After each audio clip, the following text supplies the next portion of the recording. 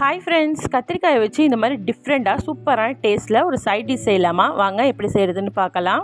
நான் இன்றைக்கி ஒரு 4 கத்திரிக்காய் எடுத்திருக்கேன். கத்திரிக்காயை மேலே எண்ணெய் தடவிட்டு இந்த மாதிரி ஒரு புல்கா ஸ்டாண்டில் வச்சு நல்லா சுட்டு எடுத்துக்கோங்க. 2 சைடும் மாற்றி மாற்றி சுட்டிங்கன்னா கத்திரிக்காய் நல்லா வெந்து வந்துடும். கத்திரிக்காய் நல்லா வெந்தோடனே எடுத்துகிட்டு இதுக்காக நான் ஒரே ஒரு தக்காளி எடுத்திருக்கேன். தக்காளியும் நம்ம புல்கா ஸ்டாண்ட்லேயே வச்சு நல்லா சுட்டு எடுத்துக்கலாம். தக்காளியோடையே சேர்த்து 2 காஞ்ச மிளகாய் வச்சு சுட்டு எடுத்துக்கோங்க, உங்கள் காரத்துக்கு ஏற்ற மாதிரி. இப்போ கத்திரிக்காய் நல்லா தோல் உரிச்சிட்டு எடுத்து வச்சுக்கோங்க. கத்திரிக்காய் தக்காளிலாம் தோல் உரிச்சிட்டு இதுக்கு தேவையானதை நான் எடுத்து வச்சுருக்கேன்.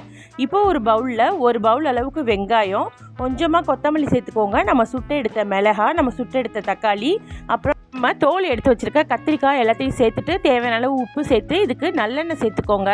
நல்லெண்ணெய் சேர்த்துட்டு நல்லா எல்லாமே கம்பைண்ட் ஆகிற மாதிரி கையாலே நல்லா பிசைஞ்சு எடுத்திங்கன்னா நம்மளோட சூப்பரான சைட் டிஷ் ரெடி ஆகிடுச்சு. இது பழைய சாதம், தயிர் சாதத்துக்குலாம் நல்லா சுல்லுன்னு சூப்பராக இருக்கும். வீடியோ பிடிச்சா லைக் பண்ணுங்கள், சேனலை